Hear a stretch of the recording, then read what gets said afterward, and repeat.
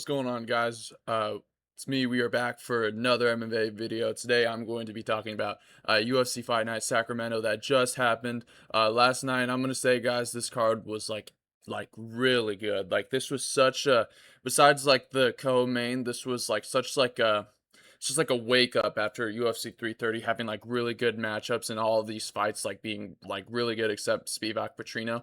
But here's the thing, you guys. Here's the thing, you guys. I was wrong about all these fights. I was wrong about Fluffy. I was wrong about all of like pretty much all of these fights mostly. I can't really think of any things I got right. So I'm gonna quickly kind of go through the fights that I watched and like kind of like what I thought about them and all that kind of stuff. So unfortunately, I did not catch Chanel Dyer, but she seems like a very good women's strawweight prospect, and that's what we need in the strawweight division right now. So pretty cool that she's strawweight that's actually like getting finishes. I tuned in just for the right time at the end of the round to see Jackson McVeigh knee Wes Schultz, and this is what I thought was going to happen. I think Jackson McVeigh is kind of a somewhat of an underrated striker. You saw in the Zachary Reese fight when he fought the GOAT, Zachary Reese. He landed really good elbows in the clinch there. I think he does have very nasty striking. He can be very aggressive with his striking, and he has pretty good grappling. And Wes Schultz just kind of folds under any sort of offensive pressure. So, very nice knee knockout by Jackson McVeigh here. So next up, this fight. I really wish this could have ended up being fight of the night because this fight was so good. In this fight, I thought Gage Young would have beaten Stan Dorsainville because he has that UFC experience. He's fought guys like Juan Salkild and Tiago Moises. But Stan Dorsainville is just like, he's got like granite. Like he's built out of stone, dude. Even though he got knocked down, and I'm pretty sure in the first, let's see if they have the stats update for this. I think he might have got knocked down in one of these rounds, but this fight was so good, dude. These guys just went to war. Gage Young just used really technical striking in the first, but then you kind of tell, and he was really hurting Stan Dorsainville a lot. But then going into the second round, you kind of tell Gage Young was starting to like feel the pace, and Dorsainville was starting to take over. They started doing some wrestling, very good scrambles out of both these guys, and Stan's just starting to put it on him, and they're kind of like shoving each other. They're kind of talking shit. Mike Beltran's like, hey, look at me while I'm talking to you. Stop that. Stop that. It was like one of those type of moments. And then like third round, they just start like slinging. Gage Young tries to use the wrestling because he's just so tired. But Dorsainville, like this guy just throws just output, dude. I love everything about this Stan Dorsainville guy. Even though I picked Gage Young, both these guys are such fun lightweights to watch, and I'd like we need to see. I don't know who Stan Dorsainville should fight. I need to think about this before I like create some matchups here, but very very good lightweight prospect. I'm very excited for this guy because it's very clear he does have wrestling and striking, and he's tough as nails. So I really would like to see him against a really hard puncher at 155. He could even fight like Marquel Medeiros or Mason Jones. Next up here, yo, like I didn't know much about this fighter other than this short notice from Ryan Cuse, but dude, who is this guy? Who is Marcio Barboza? He just comes in here. I'm like, all right, well, this guy seems cool. He's got some knockouts. He's got a lot of knockouts. He hasn't lost in a while.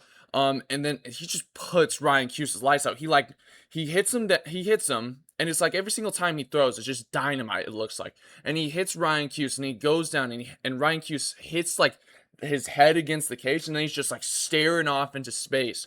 And before Marcio can like land some ground pound shots, Jason Herzog just steps in. And when I saw the replay, I was like, dude, Cuse was out. Like, what kind of dynamite does Barboza have in his hands? But yeah, Barboza clearly very good featherweight prospect. I really like the featherweight division, and I really like how it's looking. I think there's yeah, Lee Rain Douglas. Ooh, he got knocked out. I forgot about that. But yeah, Marcio Barboza, very good featherweight prospect. We have so many featherweight prospects right now. Barboza, and then McMill, and then Marwan Rahiki fight on the Noche card. So good. Love featherweight how it's looking right now. This guy has such dynamite in his hands. I can't wait until he fights other prospect type guys. Next up, Chris Padilla versus Nasrat Hakras. Very awesome submission. I actually really love Chris Padilla. I love his striking. And listen, I probably got a hot take about this fight because the crowd and like people talking about this fight are so annoying. I swear to God, commentary was so fucking ass today, dude. I remember like going like into this fight, I was like, dude, Padilla's like low-key working him with his teep and oblique kicks, like in the first and second round. Like Nascar's kind of like throwing some like combos, but they're not really landing. Chris Padilla staying very defensive, really responsible in the first two rounds, and it's just Chris Padilla kicking away at him with a Muay Thai, and it's like I'm like people like I guess like if you don't like technical striking that's cool, but I love like Muay Thai technical striking like that Chris Padilla has. My only complaint about him is that I think he should start throwing more combinations. He does throw a lot of single shots, and I don't blame him for that. He's just trying to stay defensively responsible against a guy like Nasrat who has pretty good power. But Chris Padilla definitely can work guys very well with his Muay Thai. And then going into the third, they kind of start picking it up because the crowd's booing him. Crowd's annoying as fuck. I actually don't blame them because all these fights were low-key bangers up until this point, and then this got more technical. But then Chris Padilla rocks him really bad, starts landing really sharp, crisp elbows, and then like in the last few seconds, he locks up the standing, like kind of like arm triangle type thing. I don't know what that's called, and then he like slams into the ground and then he chokes him out cold. Super awesome. I really love Chris Padilla. I don't really care if that's a hot take and if people find him boring. I really loved his Medeiros fight. I thought he won the Medeiros fight, and I really love watching Chris Padilla fight. So I definitely hope Chris Padilla can get like a ranking shot soon because he has fought pretty good lightweights so far. And made it look, in my opinion, relatively easy against Nasrat in like a kind of like a different way. Like when people say made it look easy, some people think instant finish like this, but when I think make it look easy in this situation, it's just Chris like working with his technical striking, digging into the body with his teep kicks, landing good calf kicks, and then slamming the oblique kicks, clearly hurting Nasrat's movement. And yeah, I don't really think he was in that much danger against Nasrat here. But very nice technical fight here.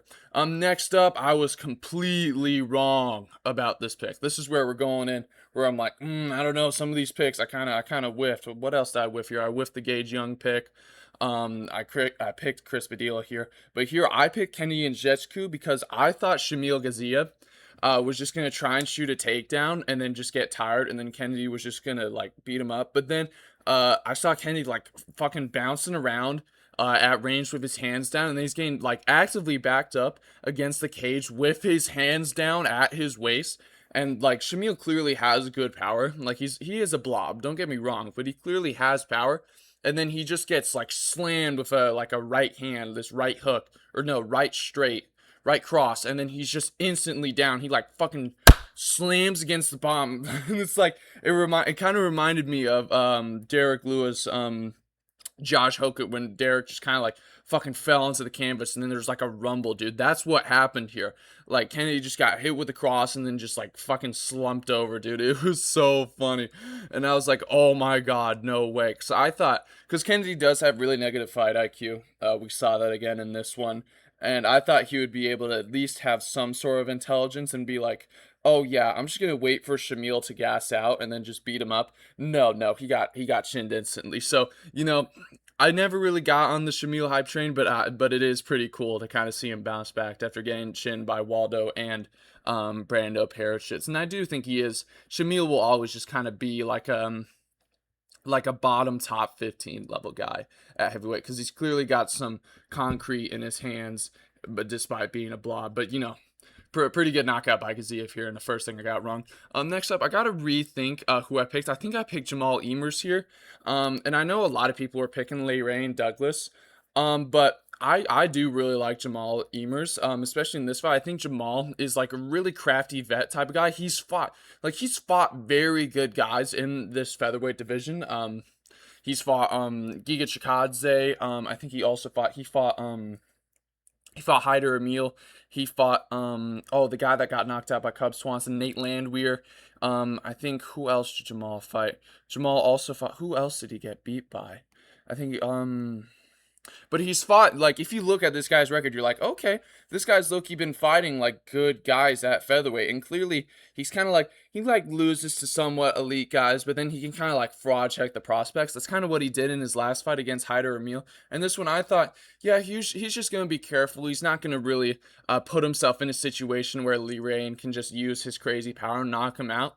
And that's what he did. He just kind of he used very good lateral movement in this fight, made Lee Rain chase him until Lee Rain made a mistake, and then Jamal landed like this 1-2, and then the cross like destroyed his eye. I think Douglas has like a broken orbital or some shit now. But it was a really crazy knockout, and I was super happy he landed good ground and pound there.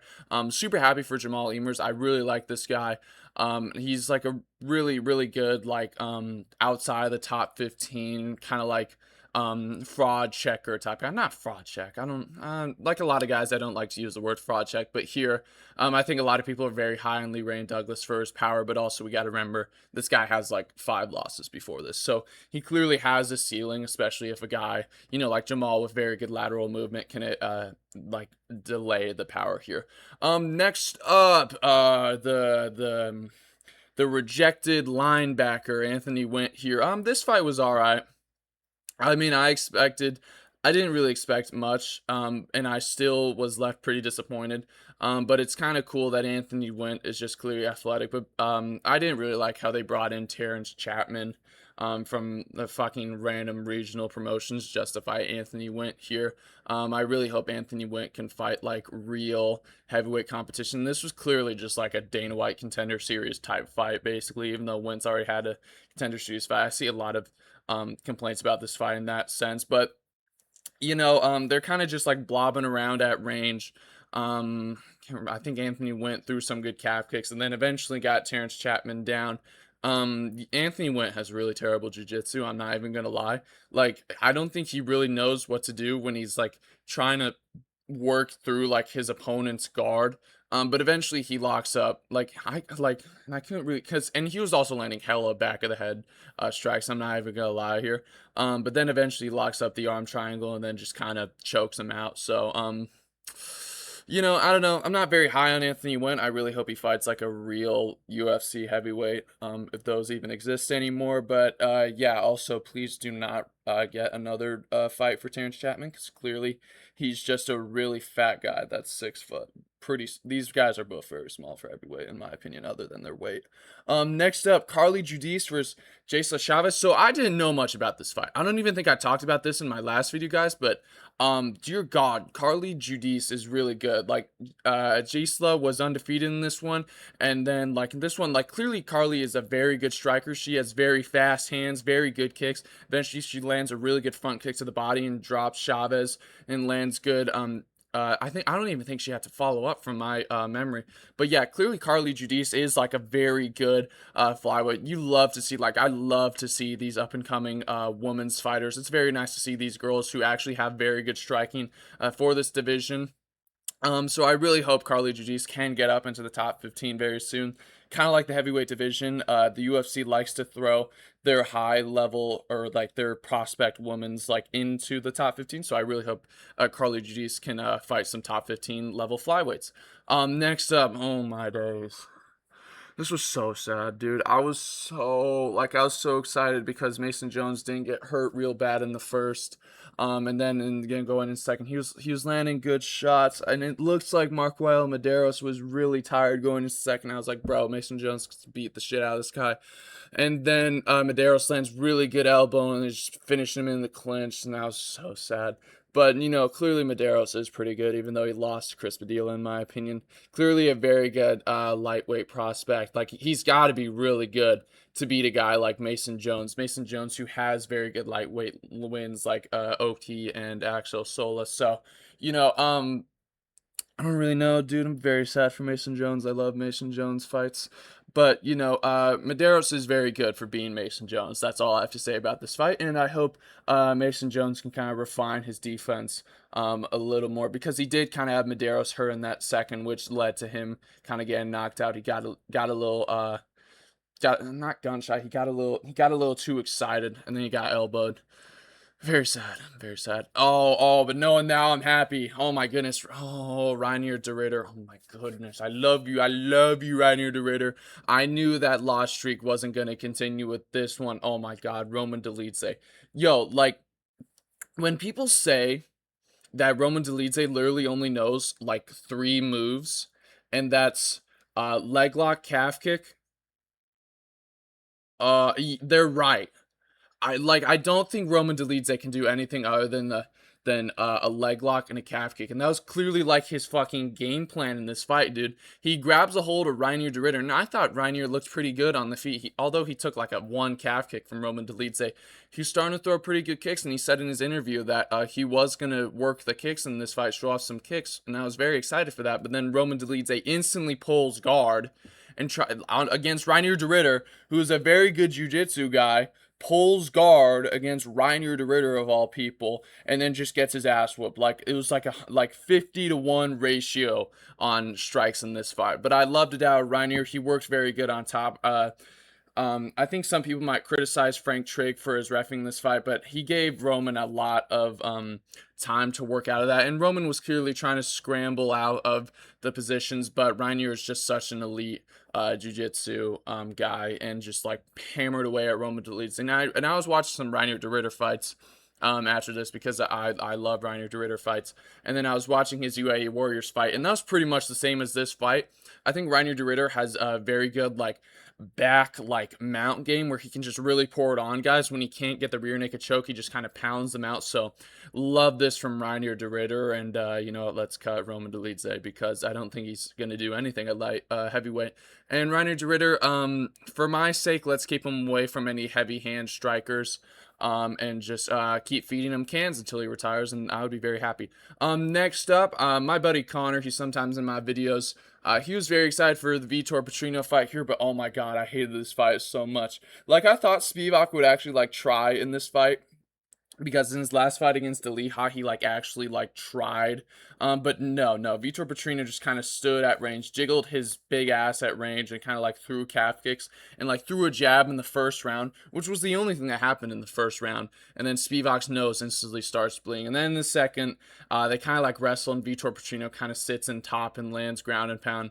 And then the third, it's just them Spivak's corner was do this for your father, do this for your father, and Spivak's clearly just unfazed, and he kind of just walks after Petrino the whole time, and Petrino actively walking away, like Nate Diaz style against Tony Ferguson, walking away from Spivak. It was they'd strike a little, Vitor Petrino just walks away. They strike a little, Vitor Petrino just walks away. I swear to God, bro. Vitor Petrino had so much hype for this. He had that banging fight against Steven Asplin.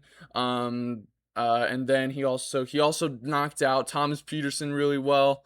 And then he choked out Austin. Not very great wins, except Steven Asplin. But I think a lot of people were high on Vitor Petrino, and then he just kind of blobs around at range. When you're jacked, bro, you're not Sergey Spivak type build. You don't need to be jiggling around at range, bro. But yeah, I don't really think Vitor Petrino is gonna get away with jiggling around at range against top level heavyweights. There's no way he's gonna get away with jiggling at range against or walking away against Sergey Pavlovich. Oh, they're probably gonna give him Sergey Pavlovich, bro. Vitor Petrino, say goodbye, bro. And main event. I'm going to quickly talk about the main event because, oh my god, this was such a good fight, but I was so wrong about this. I was so wrong about this, dude. I thought this fight would have been Gregory Rodriguez hurts Fluffy in the first round. Fluffy wears the adversity and comes back and beats him down for the next 4 rounds, but oh my god, no. No, dude, Rodriguez, clearly is pretty good. I'm not even gonna lie. Had, amazing takedown defense in this fight. Every single time, I think it was, Fluffy was, Rodriguez's takedown defense was 23 for 27. He only got taken down 4 times, and one of those times was in the second, I think, when Fluffy just instantly fucking grabbed a hold of him. But it's clear Robocop has really good takedown defense with this one. He landed a bunch of good calf kicks on Fluffy, and like kind of like JDM protest style, like Fluffy just like fell over so many times. Like it was actually like this was a rough watch, dude. Like Fluffy took so much damage and he's so tough, dude.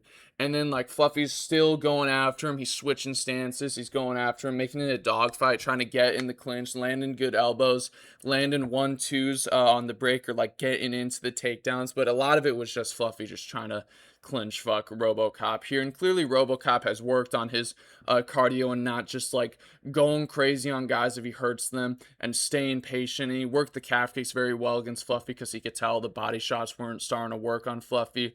But this fight, dude, I feel like Herb Dean after the fourth, he could have just stopped it. Like, no, like after the third, I feel like I wouldn't have been mad if Herb Dean stopped it at like the end of the fourth or like in the middle of the fifth, because Fluffy was really just getting beaten up and just like walking forward like a fucking zombie, dude. And like Rodriguez landing such good like hooks, like just forcing Fluffy back so much. And yeah, just really rough fight for Fluffy, but hopefully Fluffy can bounce back. Of it, like I hope he actually takes time off because clearly he's probably got a fucked up leg. Both legs are probably fucked up, and he's definitely got some sort of concussion just from getting whooped on the feet here. But yeah, and then after this video, I think I'm gonna talk about what Gregory Rodriguez did in his call out fight because I loved his call out. He called out DDP. Inject that fight into my veins, bro. I'd love to see DDP versus Gregory Rodriguez because clearly in December we're getting Sean Strickland versus Nasruddin Imavov, and then if you guys aren't tapped in, I think Brendan Allen versus Joe Pyfer is going to happen. Brendan Allen has kind of been teasing fight news, and when people talk about him versus Joe Pyfer, he's starting to engage with it. So I think we are going to get Brendan Allen versus Joe Pyfer, and then Sean Strickland versus Nasruddin Imavov. Sean Strickland by 49-46. And then now we just have Robocop, Kaio, and DDP. And I think what we should do here, I think we should do DDP Robocop. I'd love to see that fight more than the Kaio fight. Because I don't really think DDP has had to face a power puncher like Robocop, like for a while. I guess you could say Usman, but I don't think DDP's really fought a guy that has hands like Gregory Rodriguez. So I'd love to see that fight and how he adapts to a guy like Robocop. And then with Kaio, because you don't want him waiting for too long. You could have Kaio fight. Ooh, who's that kind of like the middle of middleweight? Middleweights. You know what, guys? Let me know who you think, Kaio, Gregory Rodriguez, and DDP, who they should all fight. That kind of like fight triangle there that could happen. But I'd love to see Rodriguez versus DDP in some sort of the end of the year fight night to give Robocop some time to recover, and then maybe they could even do Robocop versus DDP in December on the same card as Sean Strickland versus Nasruddin Imavov. I'd love that as kind of like a featured fight, or even like the co-main for like the number one contender fight. Who's getting the title shot next at middleweight? Are we getting the Sean DDP trilogy, or Sean gonna jab and teep Robocop for 49-46? So let me know what y'all thought about this pretty good card and fights for these guys in the main event next. And yeah, guys, I hope you guys enjoyed this card, and I'll see you all in the next video. Goodbye.